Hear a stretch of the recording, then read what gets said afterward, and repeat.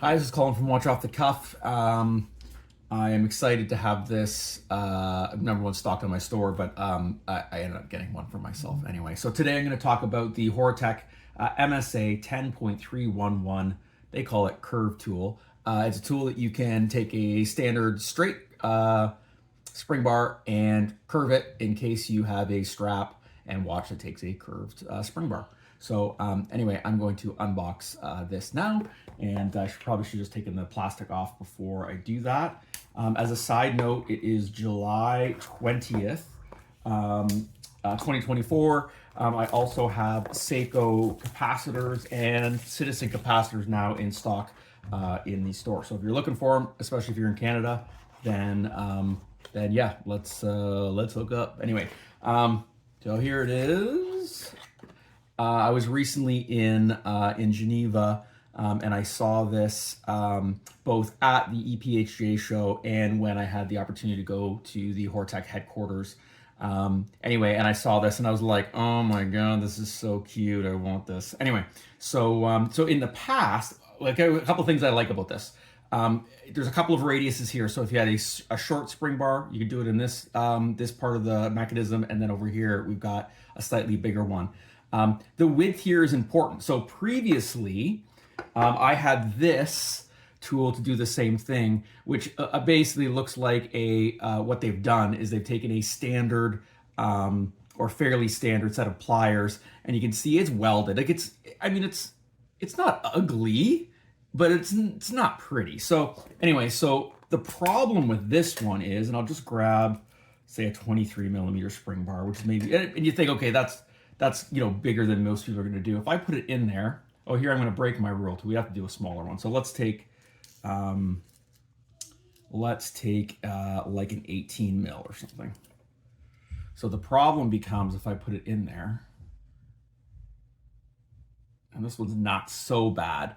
The prongs on the end of this to bend it end up putting some pressure on the pins that actually like spring out of the ends of the spring bar. So there's a chance to damage those as you prick. So now you can just spring down, and then we come out, and now we have our curved spring bar. But the problem is it ends up pushing down on the ends, the spring ends, and there's not a lot of material there, and you can end up breaking the spring bar. And it's just, again, this is like it's not very elegant. Anyway, so then we have this. I can't wait to have this. I'm like just on my bench here. Just, I don't know. I feel like at this point, you always scoff at people who've been doing this for a long time and their bench is just covered with stuff. I just don't want to hide it away. I just like it so much. Anyway, so if we were to do the same thing, and I'm gonna grab, I don't know what this is. This is like a 19mm spring bar. I'm grabbing odd sizes because it seems like no matter how many 20mm spring bars I buy, I'm always like running out of 20mm spring bars. So so if we bring it up here, I probably should just readjust the camera, and you can see here for the 19mm, the end prongs as it pushes down is not pressing out on the spring portion of the spring bar. And you can see here it's got a nice lever, so you don't feel like you have to push so hard. See, I push it down like there, out it comes, and oh, we have a nice curved spring bar. I like it. I was just saying, I thought it was a little bit off center for saying there, but maybe again I'm trying to do it here and I'm not doing off center. But I looked at it, no, it looks pretty nice there. Anyway, so just to say we're gonna pull the little one here just in case, and I will grab a small one. Let's grab something like, maybe, I think this is a 12mm, maybe. No, this is, what is this? I don't even know. Yeah, this is 12mm. We'll do 12mm.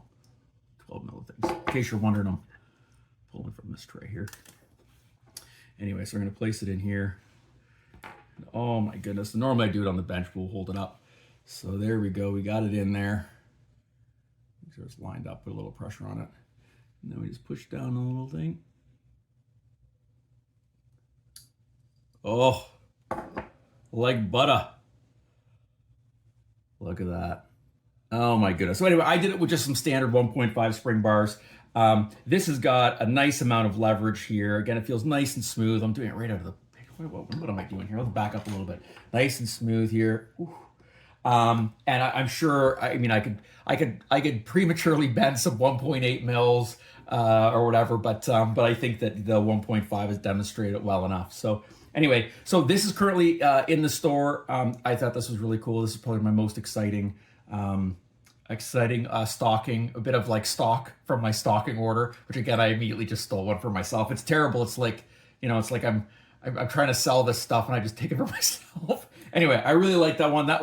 It seems like so small, but this almost might be my highlight from going to EPHJ. I mean, there was other stuff that was amazing as well, like watchmaking desks, whatever, with fully articulated arms. You can see I don't have that. I just got a straight bench, and it's pretty basic setup. But anyway, really exciting. If you haven't checked out my trip to EPHJ in Geneva, it's in another video. This is available on the store. I'll put this in a link in the description or whatever, however people do it on the YouTube. And thanks again for watching. Please check out the store, watchoffthecuff.com. And I'm just going to sit here for a while and bend some more spring bars because I can. Anyway, thanks again. Cheers.